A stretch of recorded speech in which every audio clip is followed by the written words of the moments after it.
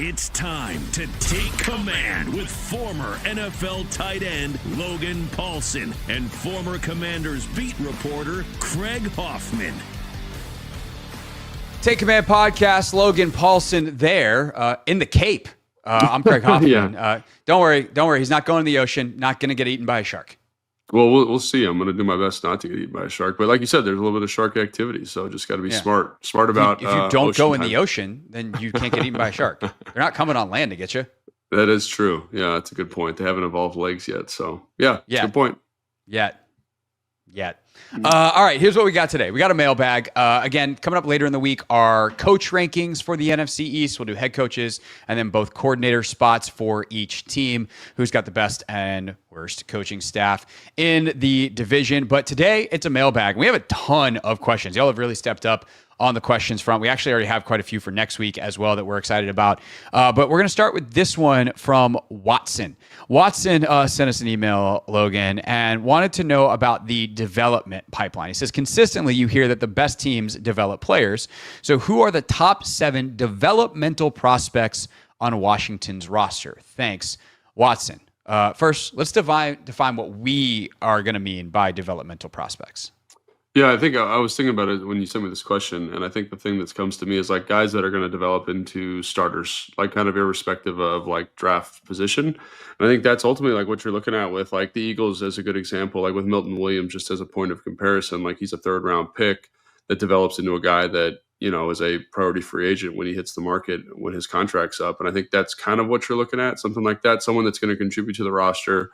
You know, obviously Milton Williams is like maybe the extreme version of this question, but someone that's going to play starters minutes and someone that's going to like you feel good about on the roster. And so like there's guys like the first guy that comes to mind just as a starting point is like Brandon Coleman. I think is a perfect example. Like he's a guy with a ton of athletic potential, ton of upside, but he's got to figure out kind of his home on the offensive line, and he's got to develop in terms of his production at guard, right? Which is a new position this year. So like he's a guy that to me feels like has an arc that gets him to a starting caliber player. And in some versions of the universe, like the multiverse, he's a kind of a Cosme-esque type player where he was an okay tackle, but he's an excellent guard because of the athleticism.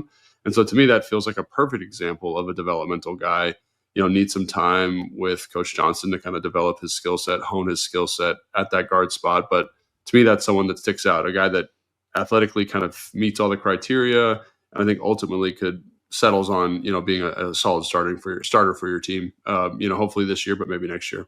Yeah, I think where this question gets interesting is like, what's your threshold for being a developmental player versus like, oh no, that guy doesn't count. Was drafted too high or is too good. Because like realistically, like Josh Connerly, I mean, here's number one. I was going to say he'd be my next person, honestly. He's your number one because he's your 1st round pick this year, and you're hoping he develops into a starter. And even though he's got some flaws in his game, that's why you're drafted 29th, not 9th. But you know, even when you're 9th, you're got some flaws. You're a rookie in the NFL. But like, what's the threshold of quote unquote too developed or drafted too high to qualify for this question? I'll say the first guy that came to my mind was Johnny Newton. You know, they draft him. He misses his first offseason because of the foot stuff. He plays pretty well last year, but like, if they're gonna get where they want to go, they need Newton to develop into a borderline star. Like they need him to be an impact player on that defensive line. That's why you draft him early in the 2nd round.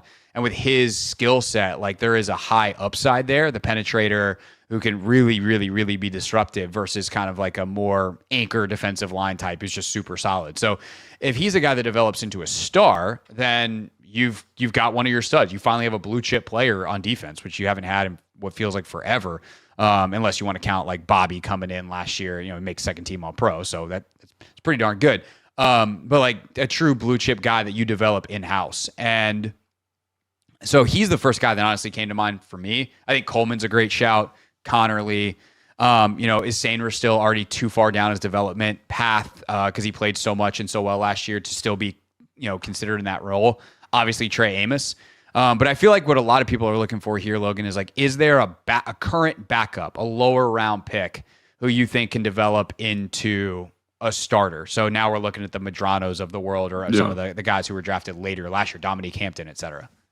Yeah, so I mean, I think Jordan is another great example. Like you mentioned, I'm glad you brought him up because he's perfect for this kind of developmental arc, right? And we were talking about doing a segment for the show where we kind of review old draft picks, and like the 33rd team did one with Check the Mic, and it was interesting to kind of see like how injury or other things sideline guys' production. So I think Johnny's a great guy because the injury last year is really going to augment his developmental pattern for sure.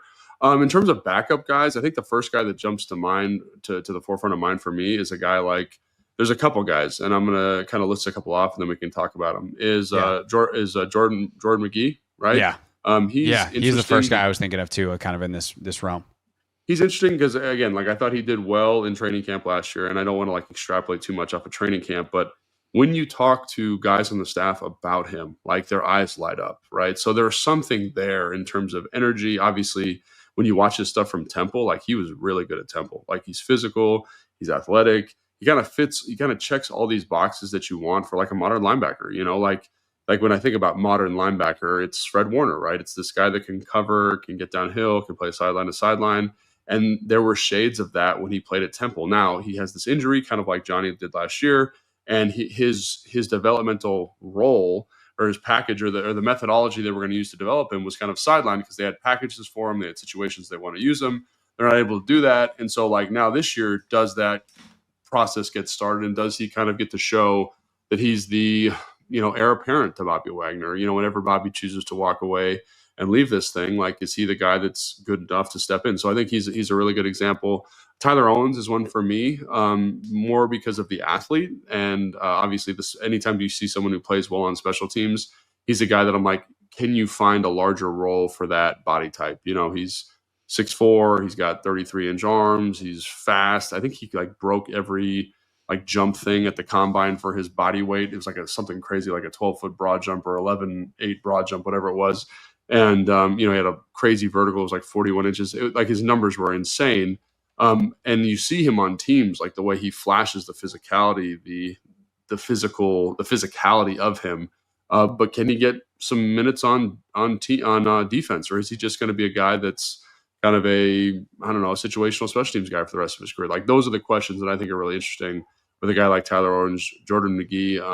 And then I'm trying to remember anybody else on defense. I mean, Hampton and Medrano would be the other two. Hampton and Medrano to me are in a different tier, and obviously they're developmental, like no doubt about it. But like because of the position switch for Hampton, like I feel like he's got a longer way to go. Medrano, I think because he's a 5th round pick. It becomes interesting to think about like what his role is in the defense. Like this year, for example, like can he find a Jordan McGee kind of role for himself where he's the big nickel and he's playing a lot of minutes and he finds ways to get on the field, and you see a guy that has a trajectory that's going to be impactful. Maybe not this year to that extent, but like shows a hey, like if this guy gets more playing time, he's going to be a really valuable addition to this defense. So those guys are interesting for sure. I just think it's a little bit farther away than Jordan, because I think when you talk to the staff, like it's like right there for him. They want him to take that opportunity, and Tyler Owens too, like based on what he showed on teams last year. So if I had to tier those guys, I'd say there's like an A tier and a B tier, but I think they kind of fall into this bucket because, like with training camp, as you've watched a bunch of training camps, like sometimes, Dominique Hampton comes in and plays better than Jordan McGee. And then he's the guy that's got the package going into the season, and all of a sudden the developmental roles are a little bit different. But as of right now, which is, pretty early in the summer still, I'd say the first guys I mentioned are like kind of that A tier developmental guy, and then there's like a B tier developmental guy. Madrano's 6th round pick, by the way. 6th round, I wasn't sure. 5th or 6th, pick 205. I think I would almost say like there's like a tier above that I was talking about first with guys like Johnny, right? Where it's like, well, Jerzan, Johnny and Brandon, right? Yeah. Jerzan, Brandon, Mikey, Jaden. Like Jaden, it feels crazy, but like he's still young. Like every young player is a developing player. And if you want to rank in terms of importance, like obviously there is no more important developmental player, if we have to come up with a list of 7, than Jaden Daniels. Jaden Daniels also played at a borderline MVP level last year. So like what does that, like, does he count? Does he qualify? But the better he gets, the farther this team is going to go. Well, that's really interesting. I would kind of take him out of it. Like, because that's what I'm saying is because he was because he's not developmental because you're relying on him so much. You know what I mean? Like, he's got to be good or you're terrible. Like, he can still develop while also, but like, he doesn't have the leeway that the others do. Correct. But like, that's also part of the reason you took him second is because like, unlike which nobody told the Bears, but unlike Caleb Williams, who is 21 years old, and you're betting on the upside of what he can be. And that's why he was number one, because you're like, if we get this dude right, he could be one of the greatest we've ever seen. Like, that was the upside of Caleb. Jaden, obviously the upside was tremendously high, but he was also ready to go much quicker. Like, because Jaden was an older player, because he was more experienced, because of kind of who he is and the way he found success, he was a high floor, ready to go right now. We are going to be able to maximize. Like, Caleb Williams also might be really good when he's 23, 24 years old. It's not going to happen for another 2 seasons. Like, that's crazy. And so, your best years become a little cheaper if you're the team, but you may not have quite as long of a runway. Do you really care if your quarterback is only good for 10 to 12 years versus 12 to 15? Like, those are draft season questions we can answer next March. But I think, or hopefully never, and we'll see if we're still doing this podcast in 10 years when Jaden is done and we care about quarterback drafting again. But I think I think I'm comfortable taking Jaden out. I think for Mikey, he's probably the second closest to being like graduating from this. They are relying upon him, but this is his first year playing the nickel as a pro. Like, he trained there last year, then played mostly outside. And I think kind of everyone else is on the table, even the second rounders, even Amos, even Newton. I think like those guys are in a different tier because there is a level of relying upon them, but they are starting and they're huge question marks in terms of just how good they're going to be. And they need to develop from like, they're probably okay now into star level players if you want to have an excellent top 5 type of defense. And then you have kind of the more traditional developmental model of like, we're hoping these late round picks that are starting on special teams can turn into solid starters for us. We don't necessarily need them to become stars. And if one does, like, that is legitimately found gold, in the same way that the 49ers had some found gold all over their roster, but especially a guy like Warner, who's a 3rd round pick who turns into the defining linebacker of the decade. Yeah, I think that's a great point, because it kind of reminds me of like The Athletic. They do that thing on their podcast where it's like there's a blue chip guy, which is like generational difference making. Then there's like red chip guys, and when you look at red chip guys, they're guys that like kind of make up the backbone of your roster, and like usually those guys are developmental pieces, right? And so, like, let's just take the offensive line as an example, because I mentioned Brandon Coleman and you mentioned Josh Connerly. Like, usually on the offensive line, you invest a certain amount of draft capital. Like, I think Philly is a good model for this, and so is Detroit, right? You find Lane Johnson in the 1st round. You get Landon Dickerson in the 2nd round. Like, you and the center, their new center who's taking over for Kelsey. Cam Jurgens, Yeah, he's a draft pick, right? Yeah. And then Tyler Steen's a 2nd round pick, right? But Tyler Steen has a developmental arc to him, right? You find Jordan Mailata late as a developmental prospect. So you look at this, you say, well, they traded for Laramie Tunsil, who's the guy, right? Brandon Coleman's moving to guard. He's a 3rd round pick. Like, he has to, for them to have a top 10 offensive line, like, he needs to develop, right? You feel good about Biotish, and you look at Cosme, what he's at, like these kind of cornerstone pieces in Tunsil, Biotish, and Cosme.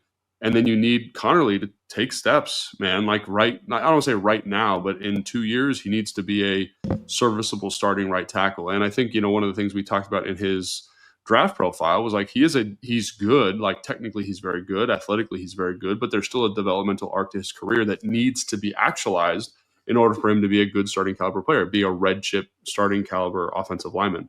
So I think that's kind of what I look at. And like, where I say, like, for this roster to go from where it's at to, again, like a top 10 roster, you need to hit on Trey Amos. Like, he needs to develop, like, he needs to actualize all that athletic potential. You need to hit on Johnny, right?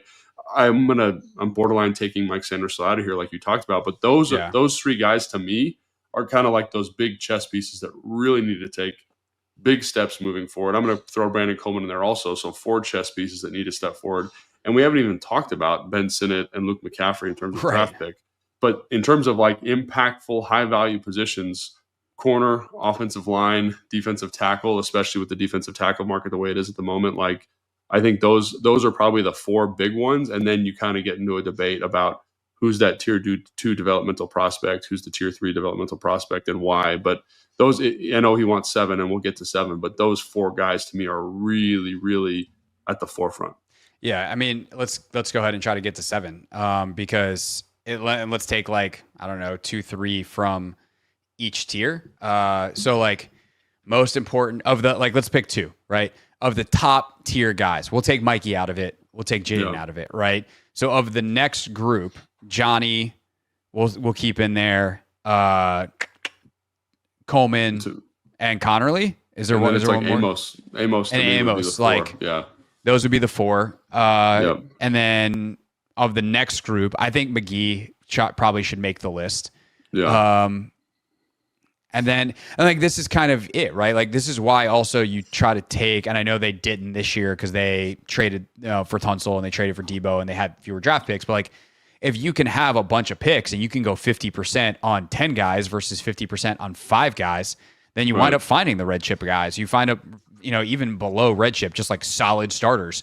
Nevertheless, get more chances to get lucky on the blue chip. But if you can go 50% on that, I would say, man. Well, I think Tyler Owens is interesting here too, because like you talked about and you brought this up, like after Will Harris is out or Quan Martin is out, like you're kind of like, who's the next guy? And so can he develop him and Percy Butler? I think Percy Butler is an interesting guy too. Like I like Percy. Yeah. We've talked about that a lot on the show, but like, can you develop into a guy where you're not worried about mental mistakes? You're getting the right fits. Like you're not a liability. You're not like, like clutching your pearls when that guy's in the game. And I think they're both physically capable of doing that, but for different reasons. Like they've kind of been these special team mavens, which is awesome. And you need those guys in your team. But if you can get them to take a step, right, just move from kind of that C range to that C plus B minus range, like that's a huge deal, and can you be an impactful person for the roster? And I think they can. I think they can. And like when you hear like the staff talk about those guys, there is some excitement, but there is like to get that added safety depth, like to get the depth at linebacker, like those people have to develop. And we talked about Jordan McGee, but Dominique Hampton's also a guy like you'd like to have at least 4 dudes there that you could feel like could play, right? So is that Kane or is that Dominique? And we'll see what happens. But I think that's why I have kind of identified that safety spot because of the way you've characterized it. And then obviously linebacker, same thing. Like what happens if Bobby's hurt? Like who's going to play? Yeah. Well, that's the thing is that's why I'd put Jordan above Kane and Dominique because like he is the Mike. Like he's the heir apparent to Bobby Wagner. There's one other guy. I think we've kind of pushed tight end down, which is something we're actually going to talk about a little bit later too. Like Sinnott was a second rounder. Like him hitting would be really nice, but at the end of the day, he's also a tight end, and there's a lot of really good tight ends coming out in the draft. If he winds up not, we're not giving up on him, but if he winds up not turning out, they take another guy this year. Like it's long term. I don't know how damaging that actually is. But I will say a guy that we haven't mentioned, and there are not a lot of 7th rounders, although I guess Owens is a UDFA, but like. If Bill hits, if Ja'Cory Krosky-Merritt hits, to have a cheap running back for the next 3 years, like that's big time. Like that's a position you don't want to have to spend a ton of resources on, but you need to be really good. So I would say he's on my list probably. And then I think Jean Baptiste is another interesting one too. That's a great call. That's a great call. If he can just become a solid, like they're gonna have to find their stud edge eventually. Probably you would think. But if like he can just be a really solid guy that plays next to Newton and like helps Newton become a star and is like a supporting role who's like, yeah, he's a legit pass rush threat, but he sets a great edge and he plays really well in stunts and twists to let Newton, be the guy who, gets a little bit more penetration. I think that's a great list. I think if you go the 4 guys we mentioned, McGee, John Baptiste, and Bill, and that still, I mean, all those other guys we mentioned are still really important, but we got to draw a line at 7 somewhere. Yeah, and I think the one that I was just talking about the defensive line, one that I think is kind of maybe borderline that first tier, and we haven't talked about him at all, is Kinlaw. Like if he develops and takes a step from that's interesting. Yeah, can a guy who just signed your most expensive free agent contract still be considered a developmental prospect? And I think when you watch his film, he is, right? And I think that's the thing about him is like in the same way that you're excited about Connerly, I'm excited about Kinlaw. And what I mean by that is like I think the ceiling for Connerly is like a blue chip player, right? And I think the ceiling for Kinlaw is a blue chip player. Has he played that way? No. And I think when you watch the film, like you see, I've talked about the flashes a ton, right? But he's got to take a step, right? He's got to be more consistent. He's got to kind of go from the flash guy to the guy that is that red chip player. And you didn't pay him that way, like in terms of like dollars and cents compared to some of these other big defensive tackle contracts. But I think he can do that.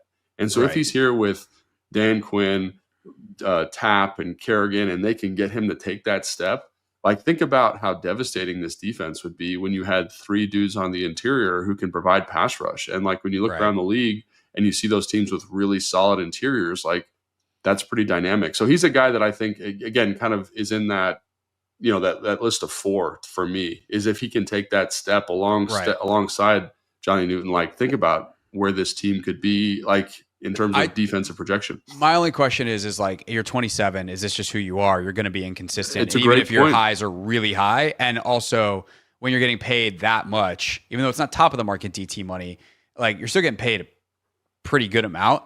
Can you still be considered developmental when it's like, no, we're kind of relying on you? Like to me, he's almost more in like the Jaden where it's like, nah, man, like you kind of need to play well. Otherwise we're up a creek. I guess my question to you would be, and I don't think that's a bad point at all, would be like right now I could see him having some type of situational role. Like, hey, you're in on first, second down, but you really are third down pass rush defensive tackle or whatever. Right. But what if you become like a dude? Like what if you fit the system this should really be well? his prime.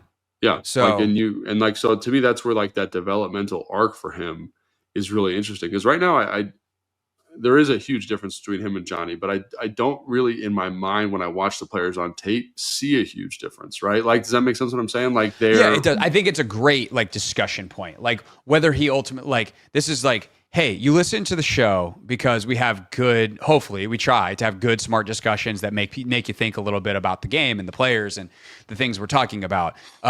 Not because of what the graphic looks like at the end. If we were to do like a Craig and Logan's top 7 guys, if we were to put Kinlaw in there, people would be like, the hell is he doing in there? He just signed like a monster contract. But so I think for the graphic, if Evan's going to make a graphic, let's leave him off the graphic and save the Instagram comments. But for those of you that have actually listened and paid attention to the show, like your point is very, very well taken because there is a step for him. And if he can take it, oh my God, because Javon Kinlaw is one of the freakiest like athletes, which actually transitions nicely into our next question, but like one of the freakiest athletes we've seen in the NFL in a long time. Yeah. So again, like, and I'm not sure. And you said Bill. I think that's another interesting one. Yeah. Like, can you kind of fill that role? But yeah, those are the guys that to me kind of jump out. Obviously, Luke and Ben. Luke, I think, becomes more important from a developmental standpoint if Noah Brown's hurt, really dinged up, and like he's going to have to play a lot of minutes right now. So that'll be interesting to keep an eye on. But though those other ones seem like guys that are closer to taking that developmental step, and B, I think have the athletic upside to do it. I think that's why we kind of keyed in on those guys. Yeah, it's hard to separate once you get past those like first and second round guys. Like who is like I could easily make an argument for Luke over all these guys that we spent more time on. Yeah. But it's like kind of the ones that matter are the ones that hit, and then you just have to make up because that's kind of how the draft works. The farther down the draft order you go, the quote unquote less important it is because you can probably find a similar prospect next year. And if that guy hits, then you're fine. Also depends on the position and yada, yada. All right. I think people get it. Our audience is smart.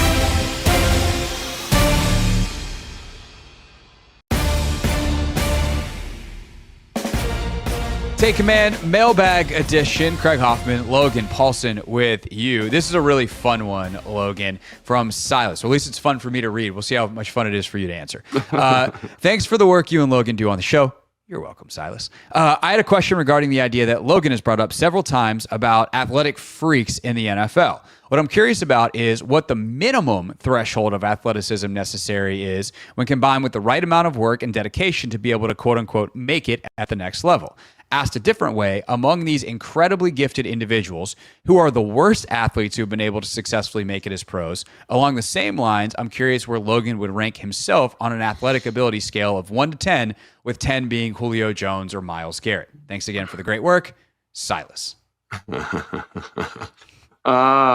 a hell of a question. I don't know. There's like multiple questions in there. I don't even really know where to start. Like, should we start? Wait, I think we should start with the fun at the end. Okay. Can you tell the story for longtime listeners? You've heard this one before, but the email from your tight ends coach. So I had a tight ends coach who used to do like really comprehensive draft eval. So like he had like boxes basically. So he had like thresholds that he had calculated and determined. And basically, if you met the threshold, you were green. If you didn't meet the threshold, you were red. So like it was like arm length, 40, vertical jump, body weight, height, and there was something else. But it was like those 5 things, right? And basically, he went back and he's like, over the last, I think he went back 20 years. Like he's like, there's been, this number of starting players at the tight end position, and he's like, only 2 of them have been reds, like across the board. Everyone else has been solidly green in all of these metrics. And so I was like, well, who are the 2 reds? And he goes like, you are one of them. And I was like, all right. So just to give you like an idea of like athleticism, right? Like I was probably, at least on paper, I didn't fall into this other tier of athlete, right? I was kind of a guy that got by clawing and scratching, like technical development, studying, all those different things to kind of give me that edge so that I could be a starting NFL tight end for a couple of years, and obviously I played for longer. And, he had an interesting point. He's like, when you're doing draft stuff, and so again, this kind of bleeds into talent evaluation. He's like, there's a couple things you're looking at. One is like the measurables, and that's really important. And then 2 is like mindset. Like, do they love ball? And I think that kind of gets to the crux of the question, right? Is I was about as bad as you could have been athletically and still play in the league. But like, according to this coach and all the other coaches that I've played with, like I was at the combine this year and a coach bumped into me. He's like, dude, like if you had smoked a cigarette, if you had to drink alcohol, if you had not counted your calories or whatever, like you would have been out of the league in 2 years. Right. And I think there's something to that. And so like, I take a lot of pride in the fact that like I was able to like squeeze every ounce of whatever I had out of it. But it speaks, and I'm not telling that to like toot my horn, like it speaks to like this idea that you have good athletes, but you have a mindset associated to that. Like a guy that's going to improve and going to get better and going to grind and going to make it happen, and I think like that's something that is interesting to talk about. It's interesting to talk about, like with free agencies, like how free agency additions, draft additions, like, are they going to develop? Are they going to stick around? And I think that's a big element that we have a hard time dealing with and talking about because we don't get to know the players, right? But I think that, I don't know if that definitely answers. No, like, it directly answers the question. Like it both answers like the where does Logan rank and the sorry to word this harshly, I'm just rereading the question. Among these incredibly gifted athletes, which does acknowledge that like to make it in the league compared to the general population, you have to be incredibly gifted. But amongst these incredibly gifted athletes, who are the worst athletes who've been able to successfully make it as pros? I'm Logan. Pretty close. Yeah. I'm pretty close. Like, on the tight end front. Yeah. Which is crazy but, to think so, about. like, real quick to like contextualize this. What were like at your best in the NFL? Like height, weight, speed. Like what are you measuring? That way some bloke listening, I don't know why I just use bloke because I'm not English. Some bloke listening goes out and runs a 40 and realizes how fast you are compared to them. Right. So I was probably at my tallest. I've shrunk since I played. I was probably about 6'5". I was, my arms were about 32 inches. I ran a 4.8 940 and I weighed 268 pounds when I did it. I bench pressed, I want to say 225, 26 times. And I had like a close to 30-inch vertical when I jumped. So like, obviously not very explosive. But what's crazy is when I tell people that, they go, oh, that's like not crazy. But also like, to give you some context, because like no one's run a 40, no one does 225 for reps anymore, really. So in high school, like I was a 3-sport athlete. Like I played soccer on varsity for 4 years. I played varsity football for 3 years. I ran varsity track for 4 years. I used to be able to run like, a sub, like right around a 400 meter split. You know what I mean? Crazy. Which is crazy, right? And so that's so fast. I used to be able to run a 2 mile. This is my big claim to fame: 2 miles in 10 minutes and 15 seconds. When I was training for soccer. So like people think like, oh, like I could go out and be an NFL. Like I got another funny story. So like to give you context on the athleticism, like I just said I was the worst athlete probably on the Washington Commanders or Washington Redskins when I was a rookie. And I had a roommate and he was like, hey, why don't you come play flag football with us one day? And I was like, sure. And I felt like I was Julio Jones. Like I was making like mossing people. So you're playing against like your roommate was not a football player. No, he was just like a guy, right? And so I went out there and like I probably had like 3 or 4 touchdowns. I had interception, like you know what I mean. Like a guy came up to me and said like, you coming out here has forever changed my perspective on what it means to be in the NFL. 100%. Because I saw you last year as a rookie and I thought that guy is a scrub. and then you come out here and you're miles by far the best player out here. And I think that's where the balance comes in. And like, he didn't have to say that to me. He was, but like, I came out and I just did an awesome job. Like, so I think that's where it's like, people think about like, I'm here. Like, who's that basketball player? The big Brian white Scalabrine. dude? Yeah. Like where he's like, I'm way closer to LeBron James than you are to me. I think there is a little bit of truth to that. When you're actually like in it, you realize like, man, like there are levels to this thing. And like, to be in this group of like 2,000 players that play in the NFL, you have to be a decent athlete at some level. But like, people don't understand like what I've said this to you before. I don't think people can even fathom like what the pinnacle of that looks like what seeing a Julio Jones looks like, what seeing a Trent Williams looks like what seeing a Myles Garrett looks like. It's just it's almost a different species of human being. You know what I mean? And I think like it's so hard for people to understand, because until they see someone like me, they have no context on like how high it is the top of the mountain. You look at Myles Garrett and you're like, that's crazy. But you're closer to Myles Garrett than like the other dudes that you were mossing on that football field. Funny, like related story. So my first 2 years of school, I went to Middle Tennessee State before I transferred to Syracuse. And so I got to know the basketball team pretty well. I was doing a lot of basketball stuff, and I played pickup with them one time because they were just playing at the rec center, like the student rec center. And there's this kid, Zane. Shout out to Zane if somehow he ever finds this clip. But he was like the literal walk-on white guy at the end of the bench of Middle Tennessee State University. Was amazing. So like mid-major school. And that's who I got put on. And Zane, absolutely, like the speed at which he was able to catch and shoot, run around screens. Like if I touched the ball, I felt like I was being tackled, even though they were just playing like pickup level defense. Like the speed and intensity of that compared to, and like if those dudes went on an NBA court, like that's what they would feel like. Like it's just the levels are crazy. And there's also a very like unrelated, very funny, unrelated to my basketball story, but related to the topic, very funny video going around the internet this past week of Kyle Juszczyk working out with his wife. And like the first video, I think I sent it to you, is like Kyle doing a medicine ball throw, and he like granny tosses it over his head like 30 yards.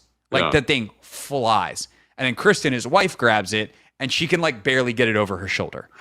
And like, again, like it's like, oh, well, she's the girl. And it's like, yeah, but he threw it 30 yards, bro. Like it is insane. There's some great YouTube stuff. Myles Garrett did a workout with like a YouTube influencer type, and Garrett does like a medicine ball thing, and he almost throws the ball on the roof of a building that's 40 feet high. And this other dude like gets it 6 feet over his head. Like, it is hard to describe how physically freakish NFL players are, but there's just a couple of examples, and you told some great stories too of the separation here. Well, dude, like I remember like doing med ball throws, you know what I mean? Yeah. And being like me with the other tight ends, and like Fred Davis, like, and again, he's like, people don't think of him as being this tremendous athlete, but he would absolutely eject that thing. Like, he'd be standing about 40 feet away, and I could barely get it to him. You know what I mean? Like it's 20-pound med ball, like it was a good throw. And he would just launch that thing like 50 feet, 60 feet. And I was like, dude, this is like a different, like he would do incline dumbbell bench press with like 140, for sets of 8.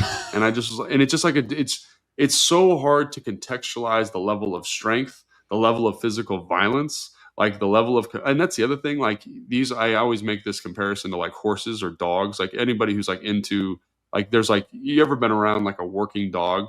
Like a retriever of some kind, and you throw a ball for them, and they will literally chase that ball until they die.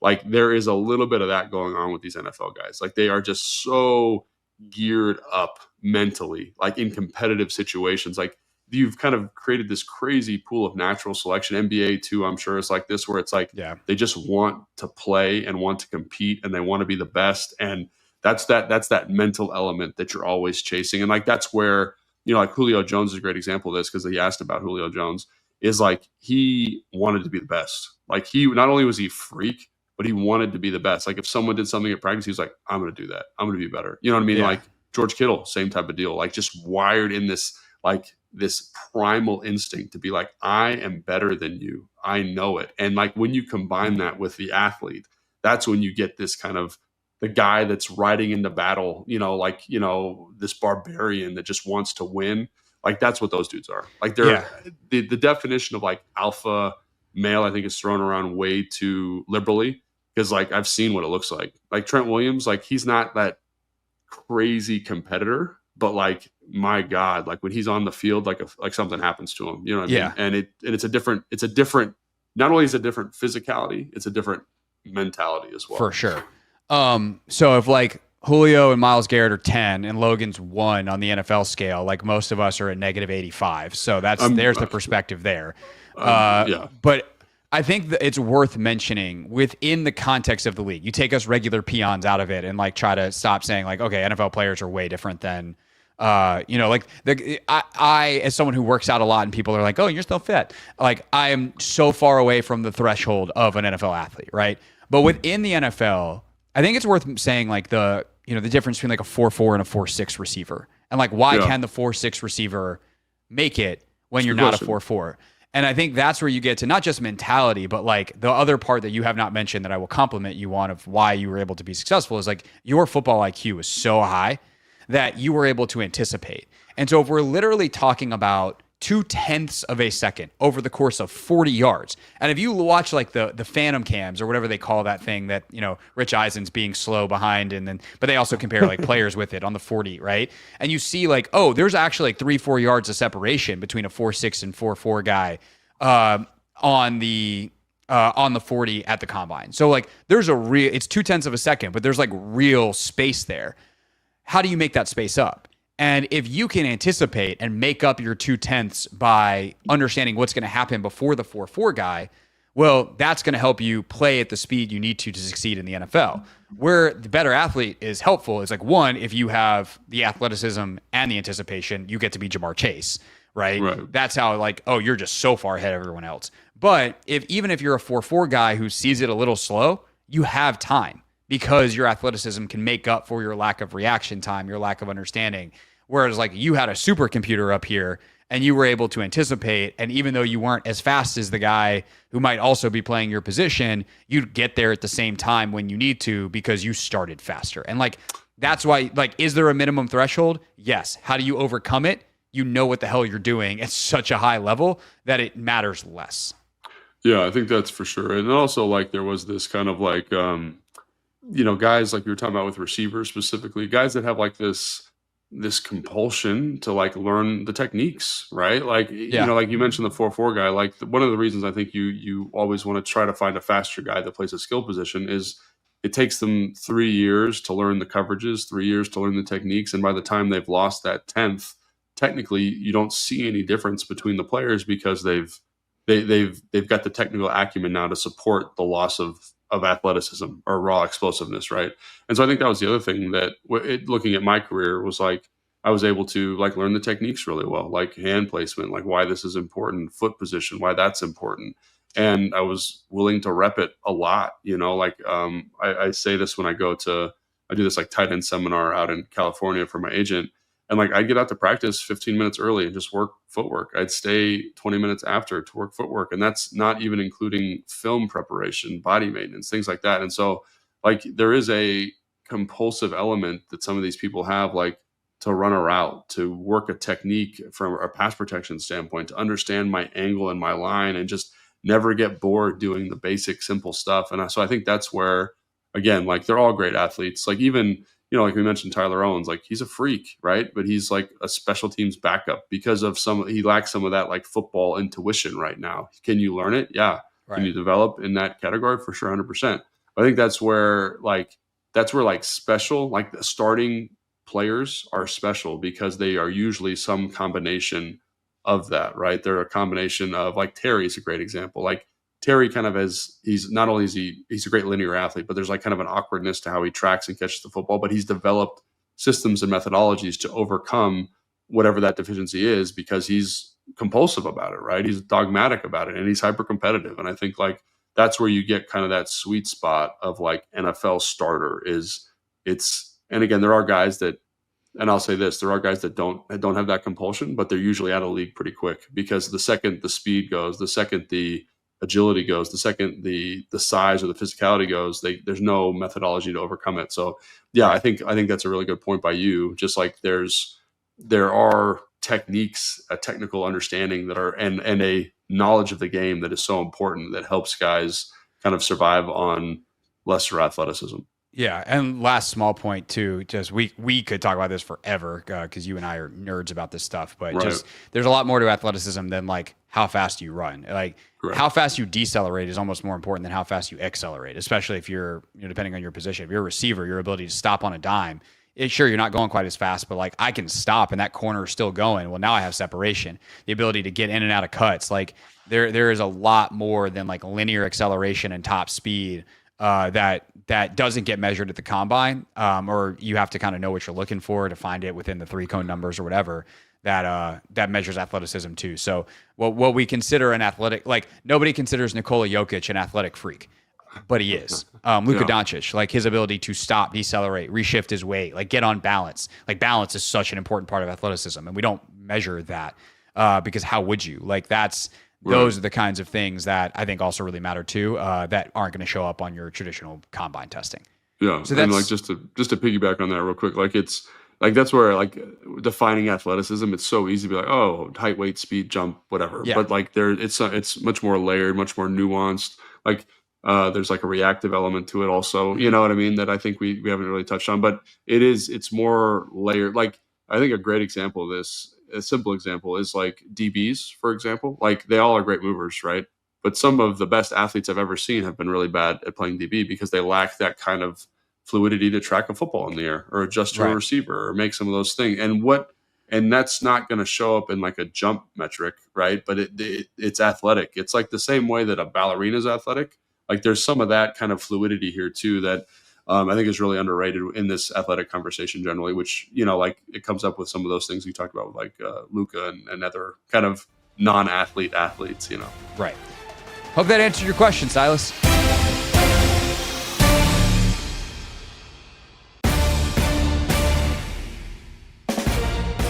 Wrapping up here on Take Command, Logan Paulson there, Craig Hoffman here. We got a double question to end, Logan, two kind of related questions.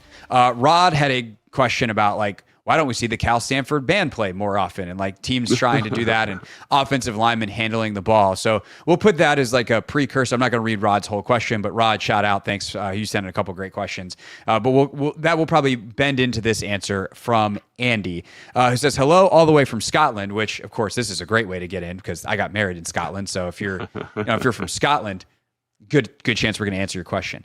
Now that it's silly season, here's a question that's always bugged me. Why aren't there more design lateral passes in the NFL? I've watched for 30 years, and the amount of times a simple lateral pass was on before a guy gets tackled is crazy. It was rugby union coaches who created the tush push, but there's another version called rugby league. It's a more structured version of the game with more lateral passing, and I think if a team brought in some rugby league coaches to teach lateral passing and ball security, it could be revolutionary. Love the show. Can't wait for what next season brings for Washington. Thanks, Andy. Logan, you've done a lot of rugby work in the past couple of years, learning about the game more. What do you think about more laterals in American football? Yeah, so I've got I coach high school football, and I've thought about that. I'm like, man, I want to incorporate more of this. So a couple things. One, like the ability to block in football is a lower risk way to get around this like lateral element, because basically you're trying to get to a 2-on-1, right? Like it's like me and Craig are running down the field. There's a defender here who's going to tackle me. I'm going to pitch it off to my right? If I'm running with Craig and I don't have the ball, why don't I just block this guy? And then Craig can keep running. You know what I'm saying? And that's and now we don't have to pitch it. We don't have to have a throw and a catch that both have to be executed. It's a lower risk. Yeah. And so again, like that's one of the huge, like the major differences between rugby and, football is that you can't block in rugby. And so like having that element of blocking is extremely important to football. I mean, it's like one of the defining features of the game, like no other sport, I don't think, like, can you block the way you can in football, right? So like that's where, like in order to mitigate risk of a lateral, like, I was the other day, I was talking to my offensive line coach, who's kind of like, we're kind of like we're developing an offense for a new high school that I'm working at. And one of the things that came up was like, can we do this lateral thing? And ultimately, like what I come back to is like, it's too risky. You know what I mean? I'm going to have to teach some kid in high school how to catch and pitch, don't drop the ball. And then can I get the pitch to this other guy who also cannot drop the ball? And because if you lose the football, again, like it's the same thing in rugby, it's a change of possession. And so in rugby, that's a skill that you develop since like kind of like in soccer, like you learn how to kick with your feet since like you're 3 years old. In rugby, you learn how to pass and catch in the way that they pass and catch since they're 3 years old. So it's a skill that is not, the quarterbacks can do it because they do all the triple option pitch stuff and they have that skill set developed. But for everybody else, it's an underdeveloped skill for sure. Now, the other element that I looked into with regards to this pitch thing, because again, it was something that I wanted to implement. I thought, man, this is great value, is in rugby, they let you get away. So like if I'm standing on the 50-yard line, I can pass it in rugby right down the 50-yard line, right? And that's okay. In football, that's like a forward pass. It has to have a negative degree. It has to be truly behind you, right? So you lose some of the advantage of that, of what you get in rugby, where it's like, hey, this guy's running with me. I can pitch it out right down, right straight out for me, right across this line, and he can run onto it and go.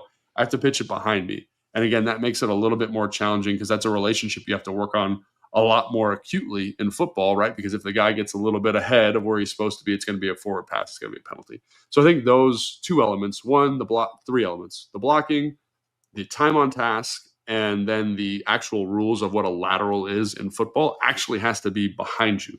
So if it's not behind you, then it's a penalty. And I think that's where you lose some of the, each one of those things makes it more and more risky. And as you know, we've talked about on the show, like football coaches are crazy risk averse. Yeah. So, obviously I wanted to do it. And then the more I looked into it, the more I was like, actually, this is a big pain in the butt. I'm not going to do it now. So allow me to be the chaos agent. That's my role on the show. I feel like a lot of the stuff you're talking about is structured, where it's like, let's do a hook and lateral. Like, let's throw the ball to this guy, have another guy coming across, whatever. What if we just freed our dudes up to lateral the ball in space, right? Like, so you're running, you're about to get tackled, or even you're running and you see another guy. This is a great question. This is a great question because it calls it into very clear focus a difference between those two sports. But go ahead. Yeah. So like I'm running, diagonal, and then instead of blocking, my teammate is just going to be like fake block. Now I'm going to come behind you. I pitch it to him the other way, or like he's running and I'm like, yo, here. Right, like they're more free form, a little more basketball to it. And now, obviously, right. I can't hit a guy on a backdoor pass, but like, can I have that playmaking ability to read the game as it's happening? Or if I'm getting stopped up and I'm about to I'm getting wrapped up, but my arm is free and I see a guy that's coming up, can I just pitch him the ball? Now these guys are coming at me and trying to stop me, pile me up, and he's got a running start around them the other way. Like, what if we just freed our guys up to lateral the ball Travis Kelce style, freestyle willy-nilly versus trying to do this stuff by design?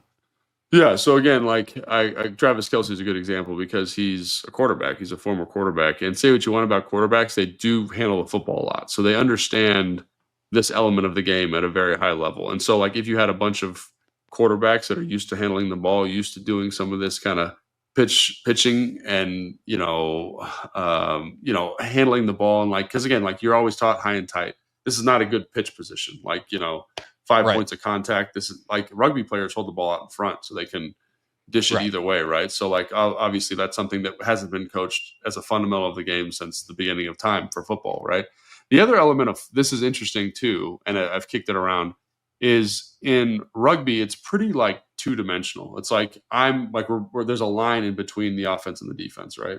And so when I pass it to my right, the guy that's going to tackle me is coming straight downhill. It's not a 3D. There's tackle. no chasing defensive linemen, etc. Correct. Because you'll be offsides, right? So obviously there's times where people bake through and you've got a support player and you pitch it off. I think that's kind of what you're describing with the Travis Kelce setup. And I'm okay with that. Right. But I think the other element too is when I'm in the field, now it is a 3D tackle. There's defensive linemen who are coming out of the stack. There's linebackers who are pursuing. There's safeties are pursuing. So now I don't have to, now as the ball pitcher, I have to be aware of every direction as opposed to what's right in front of me. Right. And the relationship of that player to the person that's covering the pitch man. And I think that's another element of football to rugby, this basketball thing that you're describing, that becomes really complicated to deal with, right? Because it's you're asking that person to digest so much information, and again, it's just a structural difference in the game between football and rugby. And again, there are elements you'll see. It's I think triple option. If what's the guy's name? Andy, was that his name? Yeah. Andy, if you want to see like versions of rugby, like watch Triple Option. Essentially, it's all designed to get this kind of rugby style setup, right? But it's all done from a stationary, like set hut. I fake the dive. Someone's running downhill. Think about it. Like if I'm going to pitch, I'm going to have that action downhill, right, in rugby. And then I'm going to work around. Then I'm going to have a guy so I can get that 2-on-1. That's essentially what triple option football is. It's just digested and fit into football, right? Where we've kept it a 2D space, right? Because it's at the line of scrimmage. When you get downfield, I think it gets a little bit too confusing and too complicated. There's too many variables for the guys to deal with. But again, there are guys like Travis Kelce who do a great job of finding those moments for those pitches. But I also think like he's got a lot of flexibility to make mistakes in that system there in Kansas City that a lot of other people don't have. So yeah, well, you're a future Hall of Famer. You get away with some stuff. Also, I think like there's a temptation to be like, come on, let them be athletes. But like, go watch football. Going back to our last conversation, go watch football players play basketball. Actually, don't let them be athletes. You, sir, you just take that ball and you run. And when they tackle you, you get up and we'll get you the ball again in the next play. Because the decision-making in space and the spatial awareness versus just like, hey, man, run straight or make that guy miss or run him over. Right. Like very, very different be an athlete than Travis Kelce, who, by the way, on top of being a quarterback, was a pretty high-level basketball player. And like, if it was up to him, he would have gone pro in basketball, but he was too good at football and not good enough at basketball. But like that spatial awareness that he has for playing a different sport makes it so that he is more successful than if we just let everybody do it.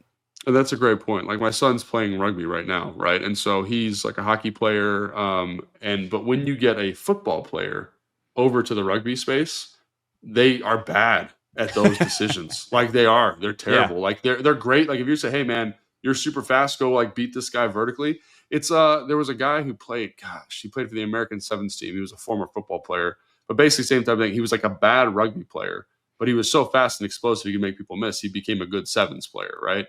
And so it's like it's something that's not cultivated in our game. And like, so I will say this too, turning the football over in football, I think is way more significant than it is in rugby, right? Like a fumble is devastating. Like an interception is devastating, right? So, and I think you'll remember in the playoff game, Travis Kelce did that lateral thing and it worked. And Andy Reid came over and ripped him a new one because the likelihood of them dropping that is very, very high still, right? And and so I think that's like it's just such a huge penalty for any type of mistake. And again, like if you have a suggestion on how to get it implemented into football, I'm all about it because I want to find a way to do it. But I just think there's too many negatives the more I think about it that make it hard to implement it. And again, like we don't over here in the United States, like we don't coach that.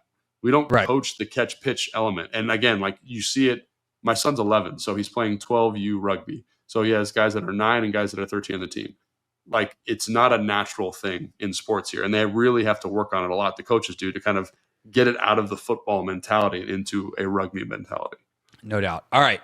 Those are the answers to the questions. We have more questions already in the hopper next week. But if you would like to add yours to our list, you can send us an email, hoffmanshow.com, use the contact link, or you can go on Instagram and hit me at hoffman.sports or Logan at Logan_Paulson82. Thanks so much for listening this week. We'll be back with our coach rankings on Thursday. Be well, everyone. Have a great week, and we'll see you next time on Take Command.